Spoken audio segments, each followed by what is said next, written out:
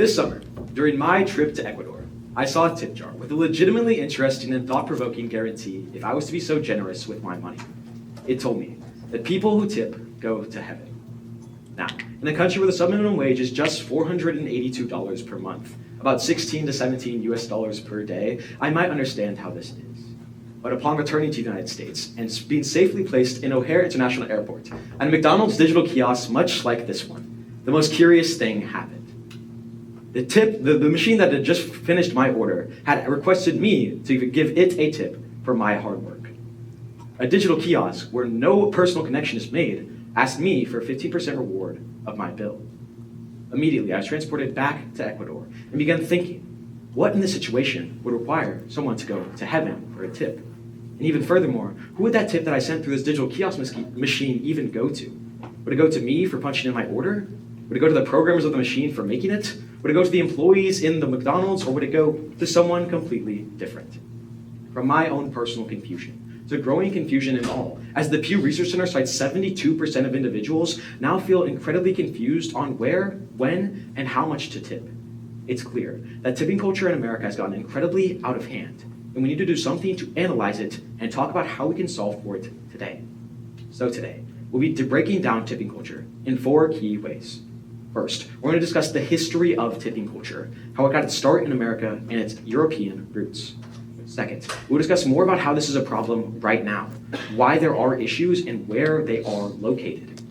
Third, we will break down more why that matters to you as Pittsburghers and Southeast Kansas residents before finally analyzing a comprehensive solution to tipping culture and concluding this speech. So, we need to discuss more about what's going on with tipping culture and how it even got its start in the country in which we live. And to do that, we must read an article via the University of Houston, which tells us that tipping culture got its main start in the post-Civil War Reconstruction period. While it did originate in Europe, specifically in France, it came to America in this period. But unfortunately, the people who were giving money as a tip in these generations weren't exactly doing so for the best of reasons. This article cites that during that time period, it was used mostly in the railway industry, and it also says that people were not paid a living wage or a wage at all, and were usually former slaves and people of color. This is an incredibly sad fact, as the white individuals who were riding these trains would usually give a tip as a slight reward to people who weren't even being paid as a result of their labor. So, tipping culture originally got its start as an extension of slavery in the Americas, and that is enough to be an incredibly sad fact that we continue on today. But although there's a little bit different amount of tipping culture in America, it's clear that it's not exactly slavery, but still not okay as we stand today.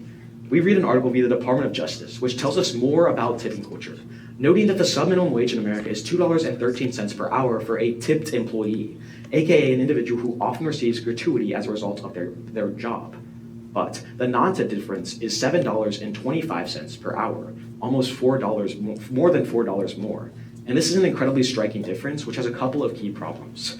First off, it doesn't take a mathematician to tell you that the tipped minimum wage and the non-tipped minimum wage of $2.13 per hour and $7.25 per hour are incredibly different. This tells you another thing, that a guaranteed wage for a week for a tipped-in employee is approximately $10 if they work 4 hours, but a guaranteed wage for a non-tipped employee is approximately $28. Stack that up over a 35-hour work week, and the non-tipped employee is making nearly $150 more than the tipped employee in guaranteed money.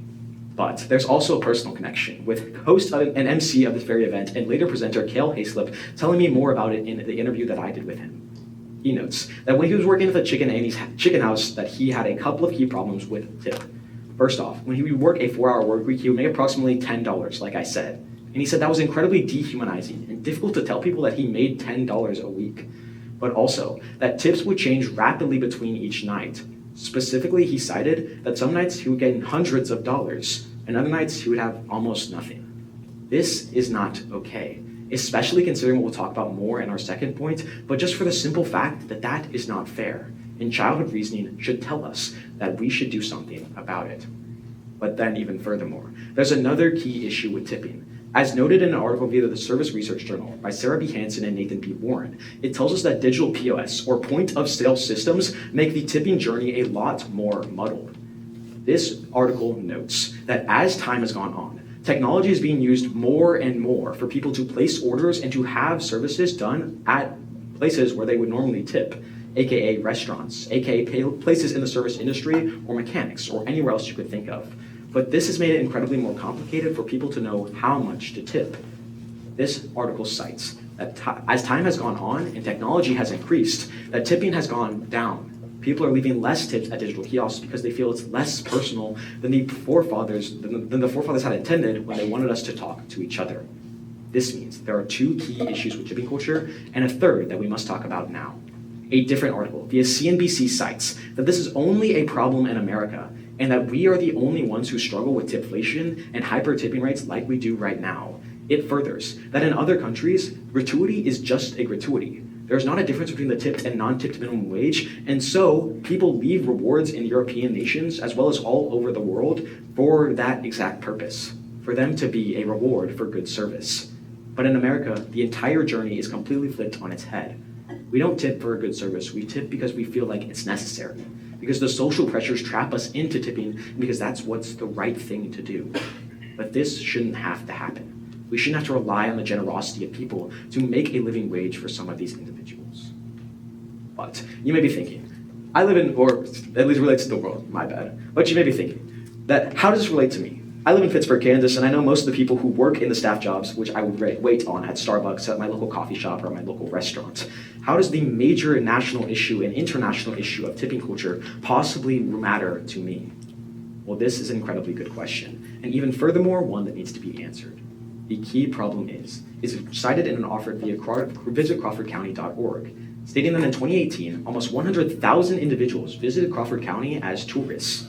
Now, this tells us a couple of key things. First off, that tourism is incredibly important even to the small area of Crawford County and Pittsburgh, Kansas, in which you probably live.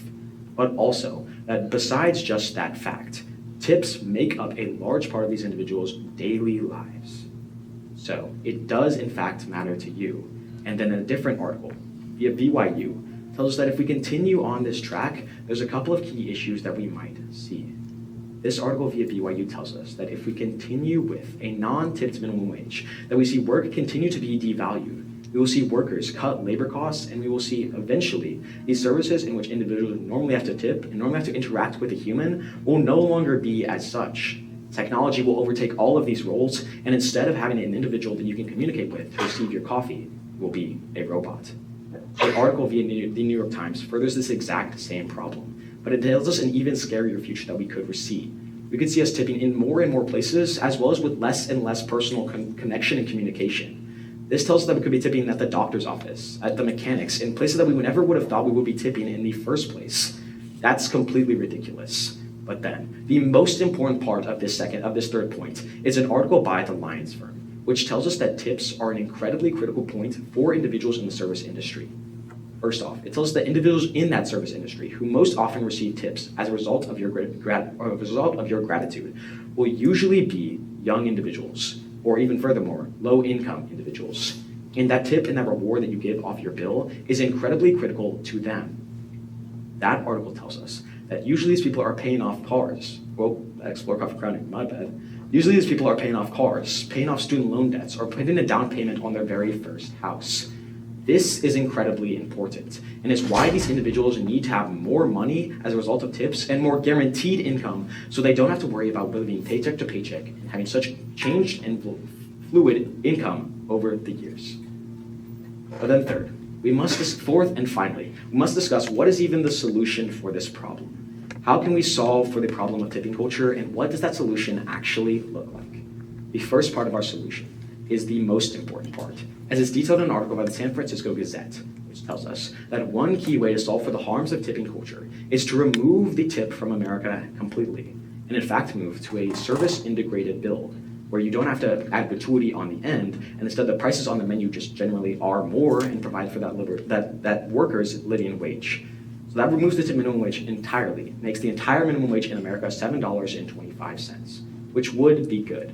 But the second key part to our solution is compassion. Compassion is the most important thing when considering what, where, and how much to tip. And even furthermore, social education. You need to talk to your server and And instead of going to the Sunday restaurant spot that you go to every single week, maybe talk with a server that you see there and learn more about their story. Learn about what they have to pay for in life, why they are working this job, and why they should receive a tip as a result. Compassion and learning other people's story is incredibly important. But then third and finally, social education is also critical for us to move forward in the tipping landscape.